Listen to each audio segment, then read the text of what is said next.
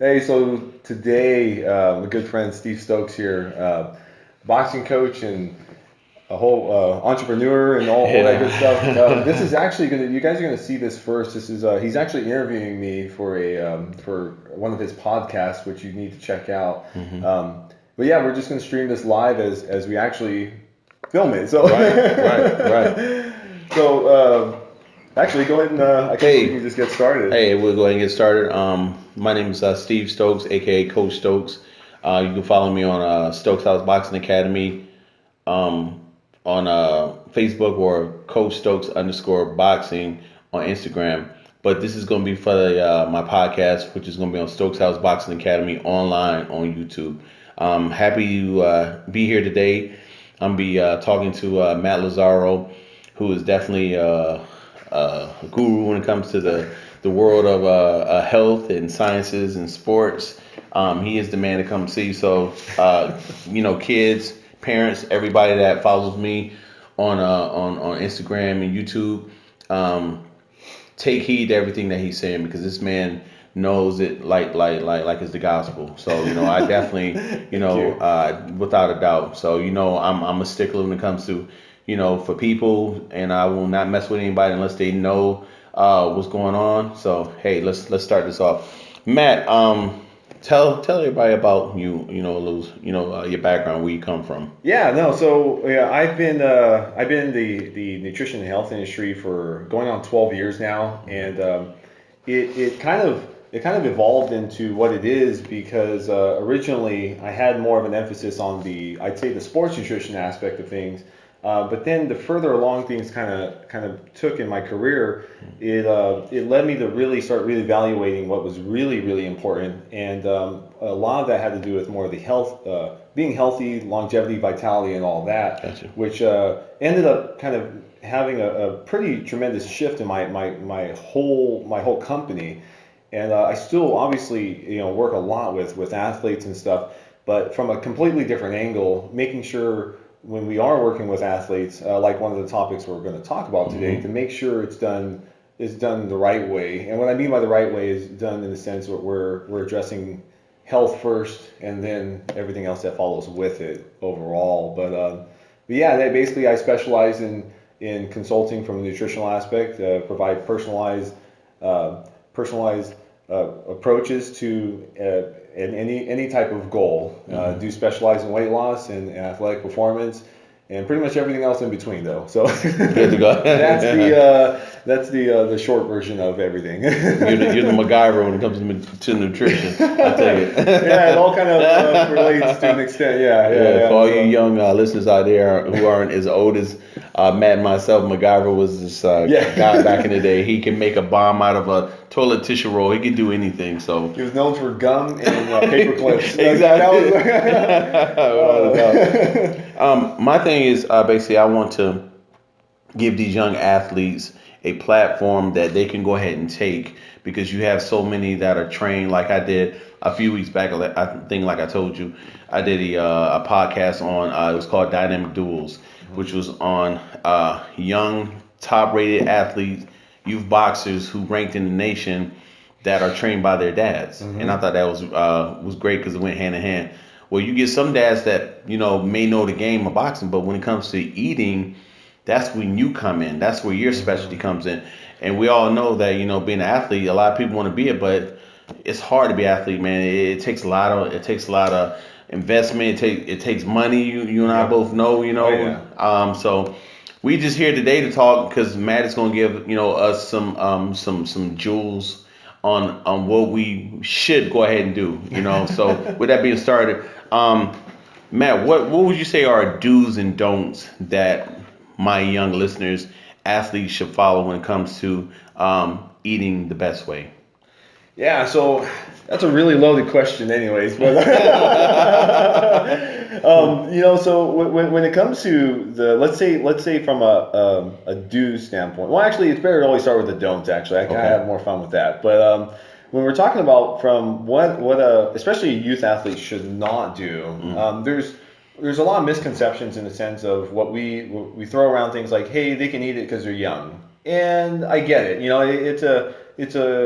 It's a half truth to an extent, but in reality, if you're what you're really saying is, hey, exposing your child to something that potentially could cause metabolic issues later on, but not right now, is saying that it's justified. It's a weird rationalization that I think a lot of us have to really start coming to terms with. Hmm. Um, For example, when you say damage, metabolic so damage. right now, it's a very scary statistic because some of our kids are very similar in age. Yes. And right now we know from a journal that was published in the New England Health Journal in 2014, it's showing that for the first time in 200 years, that generation of kids will not have as long of a lifespan as us. Mm. And for the first, and it's a scary thing to think of. And you may think, like, you may be asking yourself, why is that even relevant to an athlete? Well, if we look at, let's fast forward, how many of us were athletes at one point, and how many of us are healthy now? Right. It's not a normal trend to live a healthy lifestyle when being an athlete. There's a lot of clearly things that you mentioned that kind of come with that. Yes. But what we do know is that majority of the food that's kind of generally consumed, it's not necessarily really even food. That's probably one of the biggest issues is what I'm finding, and primarily it's because it's loaded too much with the processed carbohydrates, And can a child consume it and be okay at that time? Absolutely, I think so, but for how long? It's like playing Russian roulette, basically. Right. How long until the actual chamber is fully loaded, and that could lead towards other metabolic issues.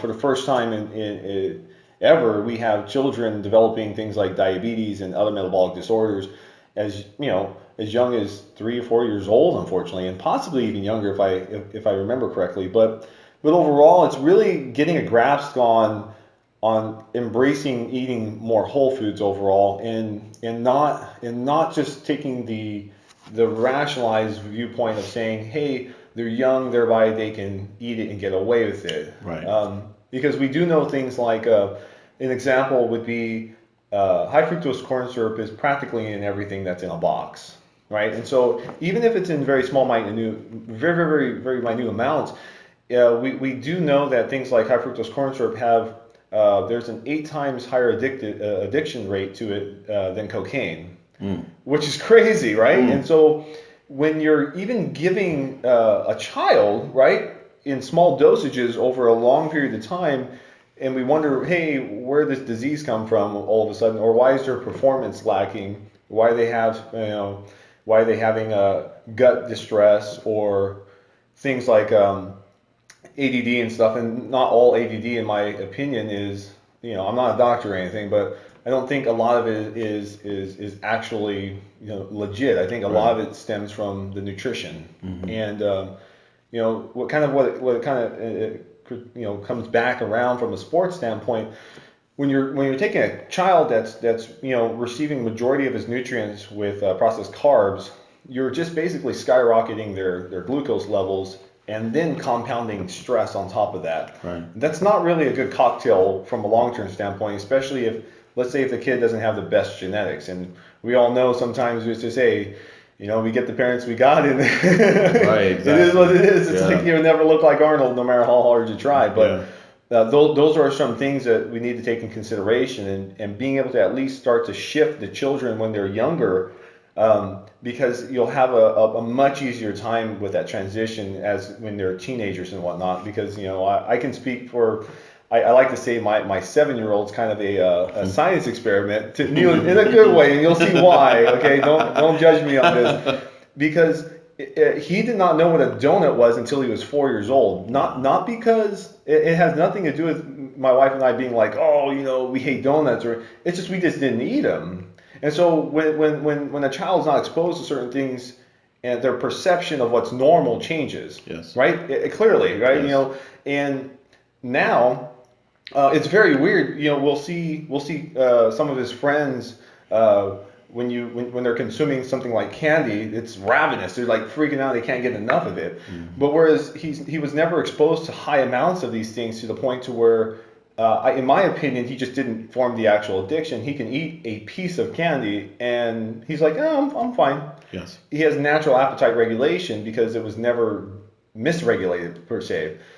And so from an athlete standpoint, why that's important is because sometimes when we're trying to regulate these energy systems, we want to make sure that they have enough energy to train, but then have enough energy to recover and not just be going through these big loops of just up and down with their glucose levels and stressing out their pancreas basically.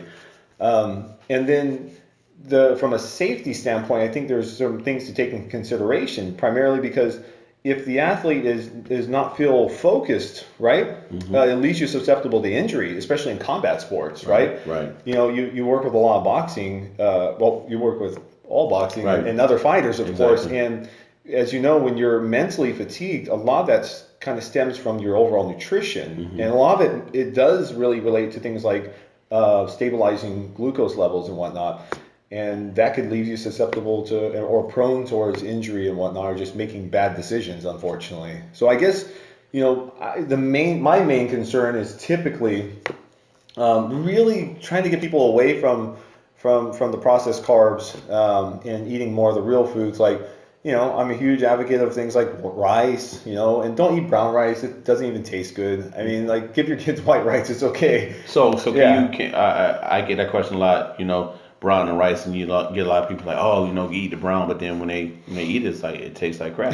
It does, yeah. Really? So is there a big difference between that, or no? The only difference is that when you have brown rice, it's brown because it still has its exoskeleton. It basically has the bran, which is the fiber that you find on it, and then it has the protein. And then when you mill it, basically you toss it around, it removes that exoskeleton, and you're left with the pure starch. But in most cases, if someone's not very, very healthy digestive wise, it could even upset your stomach, which is, I'd say it's more common than not. But from a nutrient standpoint, the nutrition in rice, brown rice, for example, it doesn't, just because we say there's protein in it doesn't mean it's bioavailable protein, for one thing, nor even enough protein to make a difference. Gotcha. And so it's like, is it really, you know, I'd rather someone eat something they'd rather be able to actually put down and enjoy, rather than something like, you know. And then what we do notice is when people run into, especially kids, when it's a palatable problem, they're gonna just not eat. And I find it's more common to find athletes, especially youth athletes, severely under eating. And we, you know, even as parents, like even with my kids, I'm like, oh shoot, they didn't eat, you know, like, but we think sometimes that they're eating enough, but in most cases they're not, because we see them eat one large meal, but then for the rest of the day they may not be eating, or they may be snacking little bits in here and there, but what are they usually snacking on? It's not really, you know, It's depends. not healthy, it's junk. Depends, yeah, More yeah, exactly, yeah.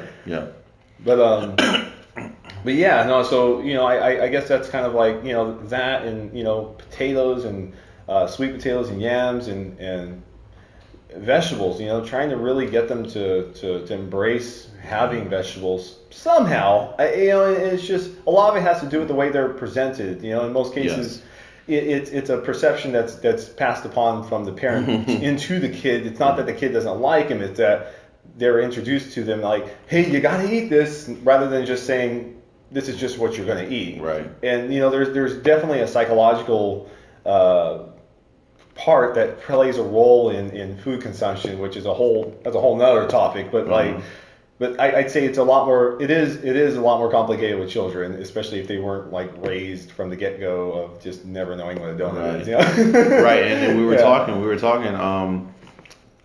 to go back, well, we're going to go a little bit forward, but then we're going to go backwards. But kids that are, you know, raised in socioeconomic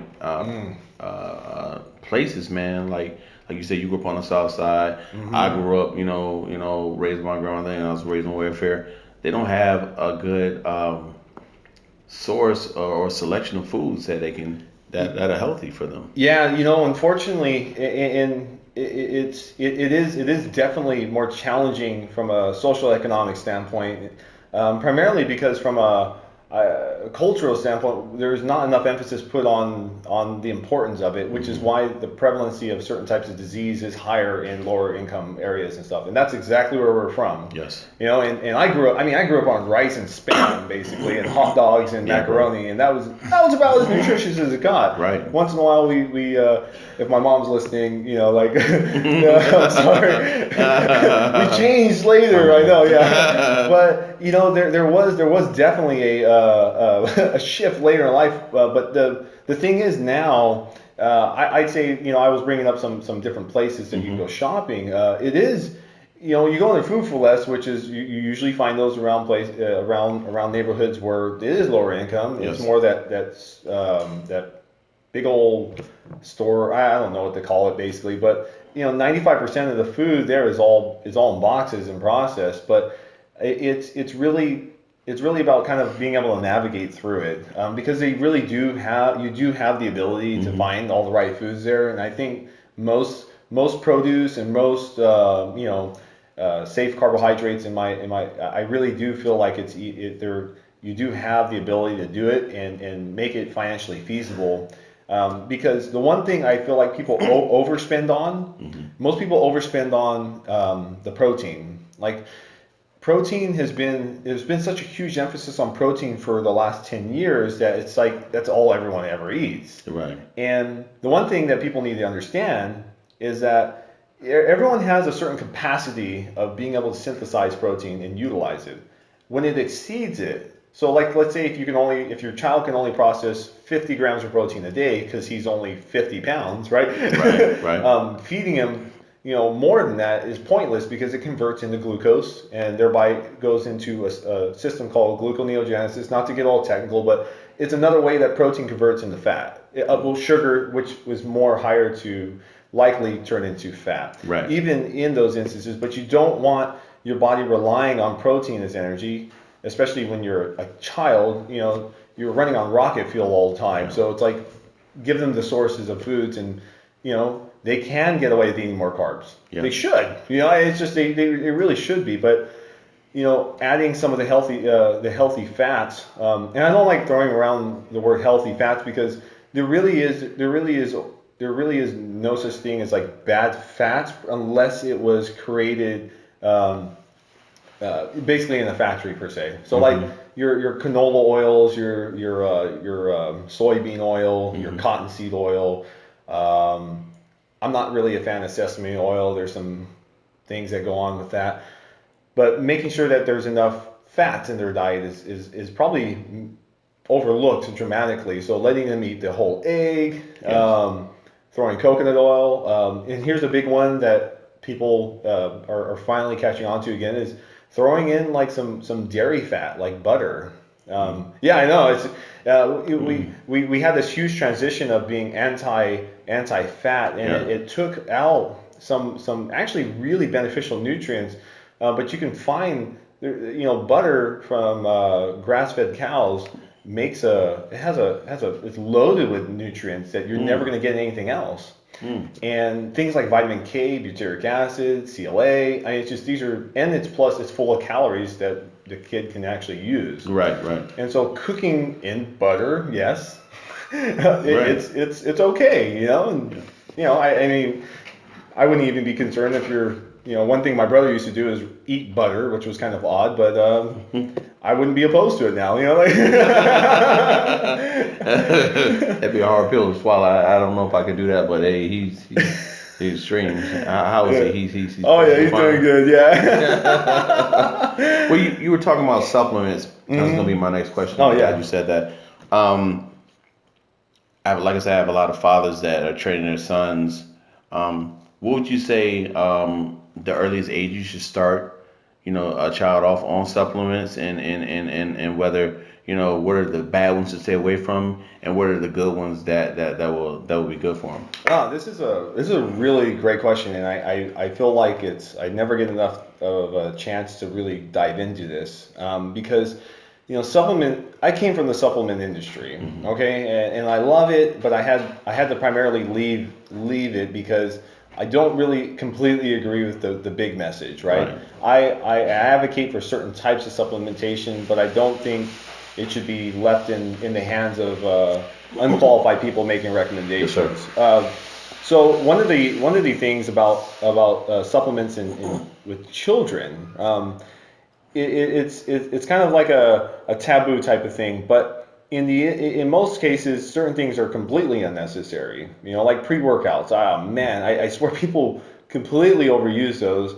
And the fact that you even need a pre-workout to provide you with energy just tells you your nutrition sucks. Right. Like right. if you don't have enough energy just to train, yeah, there's already a problem. There's a breakdown, and by supplementing that, and especially if you're giving a child that, I'd be you got to really just do your research in most cases. But as a whole, I don't think any children should use things like pre-workout supplementation.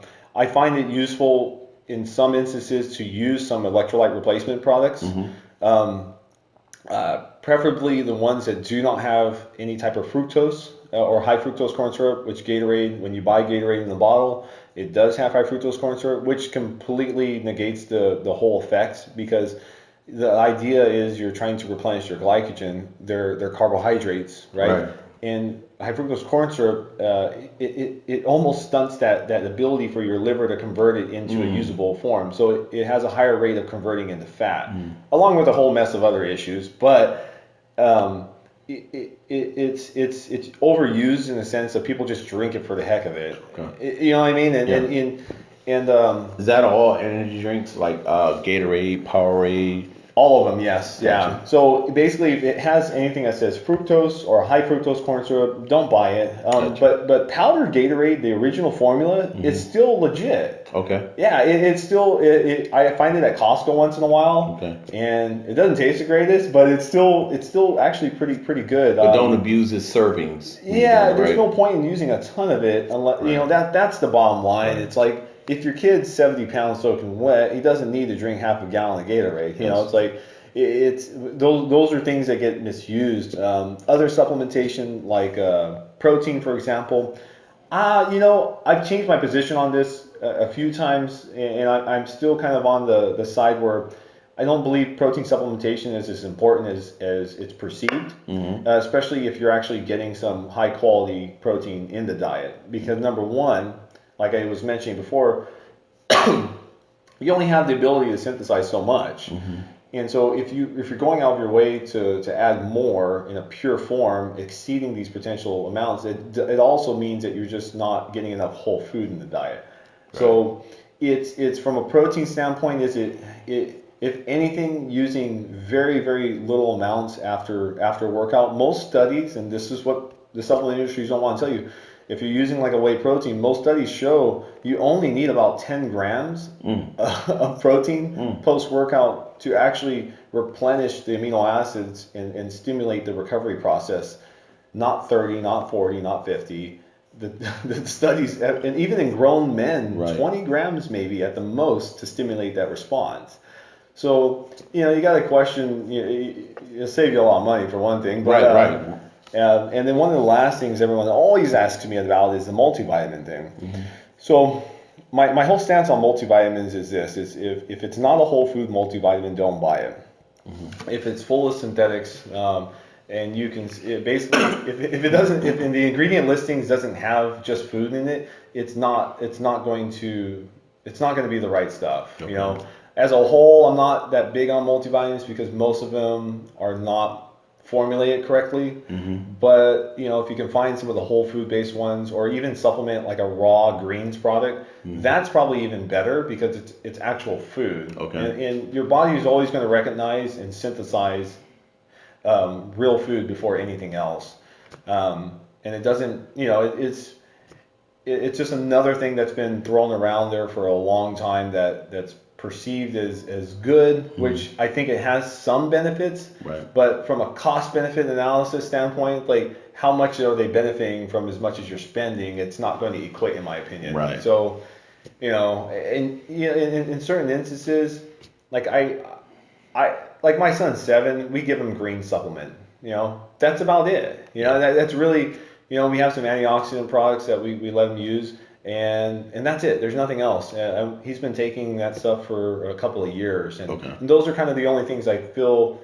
A greens product's pretty important for a child, in my opinion, because they usually just don't eat it. It's hard. I don't even eat it all the time.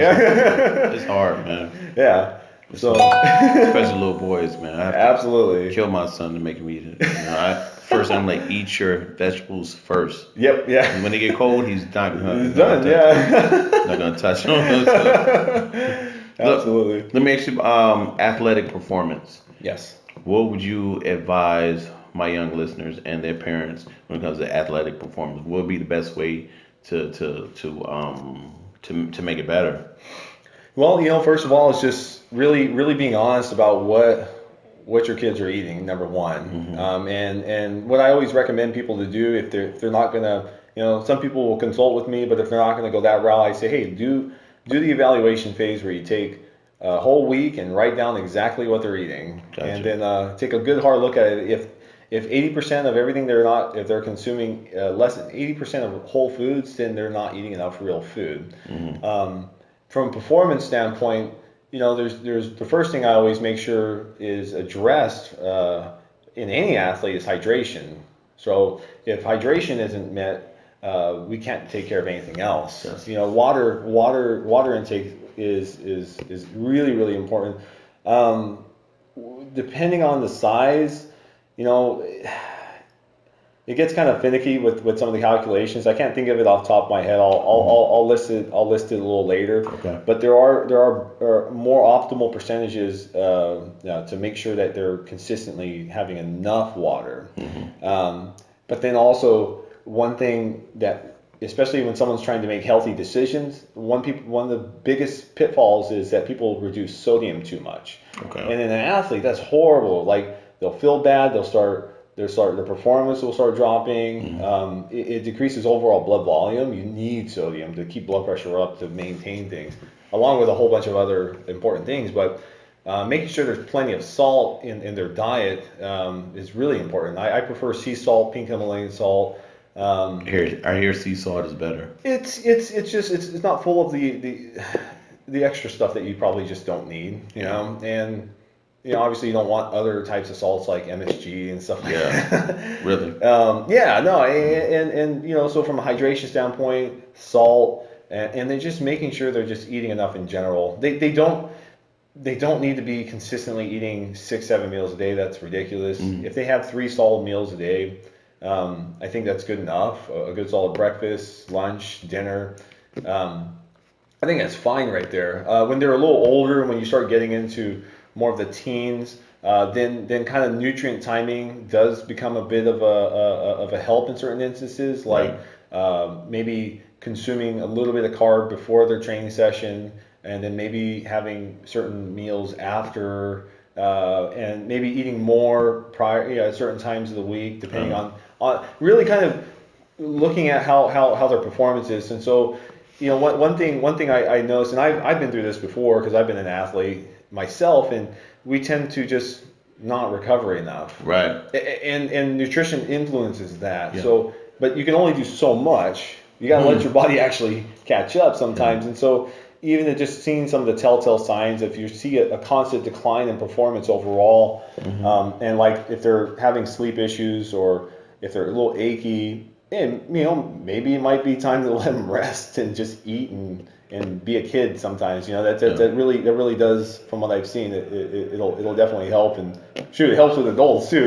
Right. Because when I was doing those interviews last week with these young men that you may watch on social media, you see them and they boxing like fighting like they're grown men, but then when you talk to them, it's like, wow, he's a little kid. Yeah, He's yeah, 10, yeah, he's yeah. 10, he's 11 years old. Yep. But he's a child prodigy. Yep. And I think what we must understand is at the end of the day they are kids still. Absolutely. We can't put so much pressure on them. No, it's we've seen it probably throughout our lives. Just different children athletes coming up and crashing. Unfortunately, it's just too much going on, and stress is a tremendous factor Yeah, that man. somewhat nutrition can influence to a degree, but mental stress is everyone handles it different, and being attentive to the child, the child in their stress levels and stuff. And like I said, looking after the telltale signs of overtraining or too much stress. Yeah. I mean, that's probably some of the best things you can do just kind of a little investigative research Yeah. in that sense. But yeah. Getting back to social economic issues when you have young men and women that are are, growing up in the, poverty-stricken areas, Hmm. how would you say, or what would you recommend to their parents when it comes to them giving them a plan where it could be a little bit more affordable for them? Yeah, no, absolutely. So, let's look at the basics of like cost of food, right? Hmm. In relation to how many calories you're actually getting and nutrient density. Let's just say. So when we look at how much like a 40-pound bag of rice costs, right? Hmm. It's not very expensive. And Right. then even things like beans. I we have a lot of beans and rice, Oh yeah, without a doubt. Yeah. and I feel like we're always looking for here's the biggest thing where it really depends on the perception of what's going on, and if we can wrap it around our heads to say it's okay to take a little bit more time to prepare our food, Hmm. because we're always looking for the shorter fix. Right. And when we can, and I grew up like we said, we both grew up in kind of that transition where foods became instant. That's where a lot of problems started to Right. happen. And the more instant food is, the less nutritious it is Yes. typically. And so something as simple as incorporating, it's not the best, but more beans and rice, Hmm. some of the cheaper vegetables when they are on sale, and just buying enough of them. Buying frozen Yeah. is really really good, because frozen vegetables, frozen fruits, primarily they're just not going to go. They're not going to go bad.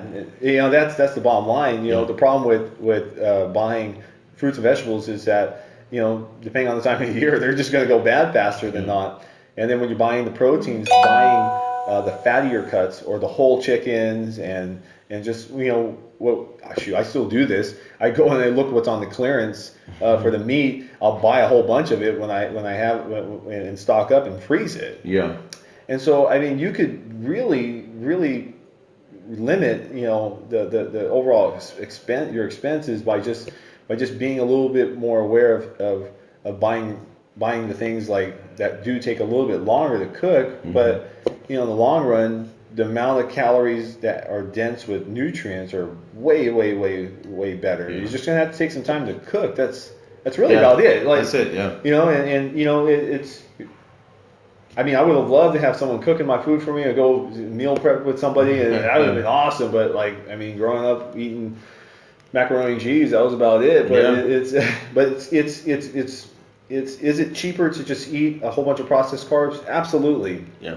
it is, and it's unfortunate that's the truth. But I'd say as a society, until more people stop spending in those areas, Hmm. consumerism drives change, and so the more people that get on board with not supporting these shitty foods, Yeah. Yeah. the less it will hike up the cost and eventually lower the cost of real food. Gotcha. And clearly I think it will take a little time for things like that to happen, but we really just need to start now. And it's shaping consumerism by understanding like what is real food, and why the quick fix is really killing us a lot faster, unfortunately.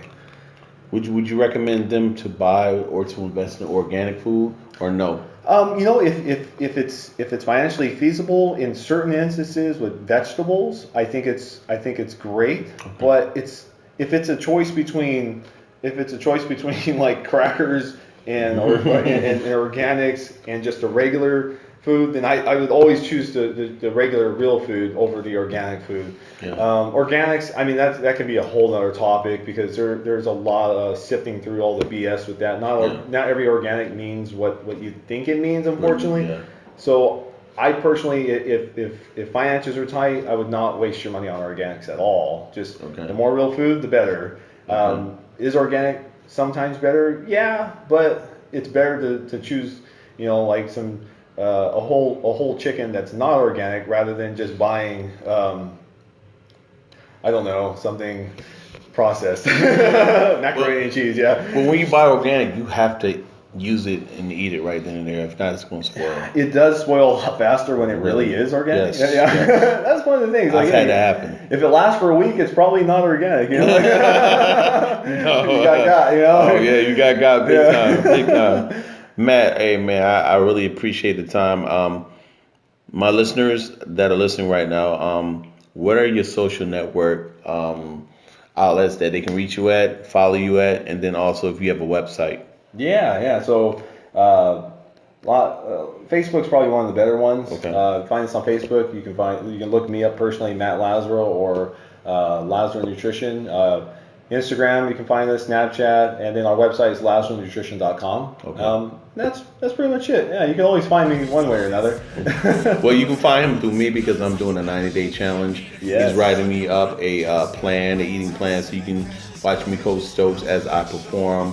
And I look at a whole lot different, a lot better because I'm a firm believer. Like you said in the past, when I was a fighter, I always didn't eat the best, live the best. It was only when I was trying to make weight, and then I got out of that routine, that habit. And I'm the first to tell you that I have slipped myself, but I'm going to get back on the totem pole and do what I need to do. So this man's going to get me right. So I know once they see how I look, you're going to have a lot more people I'm going to be sending me your way, brother. So I really appreciate it, man. Coach Stokes out with Matt Lazaro. Appreciate the time. Hey, thanks, guys. Give them a holler. I'm going to post all his info on our site, too. All right, man. Yeah, that was... Coach Stokes, Sammy the Bull Mayhem, Headbangers Boxing, Dark Side Damien, Abdullah Hurricane, Noah the Bullet, Amir Boobanger, Mouth Entertainment, and we can't forget Cousin Larry Tate for connecting them dots. You gon' remember Raw my Sports Boxing. name. Say remember my name. Remember my name. Big Star, remember my name. Remember my name. You gon' remember my name.